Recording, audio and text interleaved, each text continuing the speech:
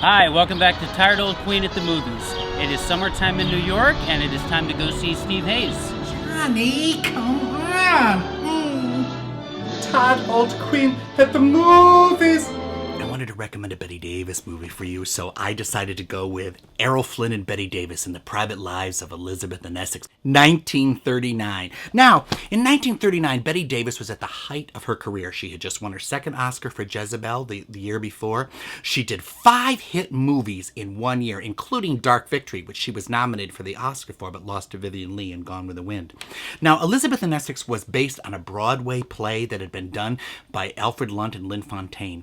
And Bette was always a stickler for to work with great actors. And she didn't get a chance to work with a lot of the big leading men because she was just too much for them later on in her career. And she wanted Laurence Olivier for this part desperately because he'd just done Wuthering Heights, but Jack Warner said, no, Bette, we're going to do Errol Flynn. He's our swashbuckler guy, and he's going to do it. Now, I happen to adore Errol Flynn. I think he was phenomenal. He's such a charmer. He put those plots on and just carried them with no trouble at all. Now, Bette was always loved a part where she could transform herself, so she had them shave her head back to here, shave off her eyebrows.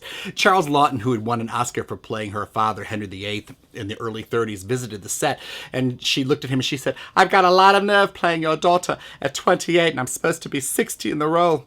He said, well, Bette, never stop daring to hang yourself. She said, I always thought that was a mantra of mine. Never stop daring to hang yourself. An empty, glittering husk. She wanted to have all of the costumes based on the Holbein portraits of the actual Elizabeth R. that were done. And so she had them all duplicated by Ori Kelly, who was the great costumer. And Jack Warner said, no. This is too much money, Bette. Too much money. Now you got to really cut that back. We're not going to spend that much money. So she had Ori Kelly do a whole set of costumes that were not as expensive looking, and Jack Warner passed on those, and then she wore the ones that he had made originally. This movie is absolutely gorgeously shot in Technicolor, and was the only movie that Bette ever did in Technicolor. She said, unfortunately, I looked like that when they shot me in Technicolor, but it is glorious color. And Olivia de Havilland is in it at her most beautiful. She'd just gotten done playing Melanie in Gone with the Wind. She came over. She wasn't too happy to be playing second fiddle in a Bette Davis movie. I was jealous of you, that's why.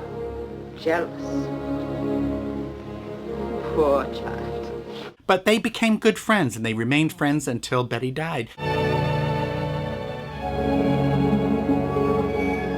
She and Errol Flynn strike amazing sparks.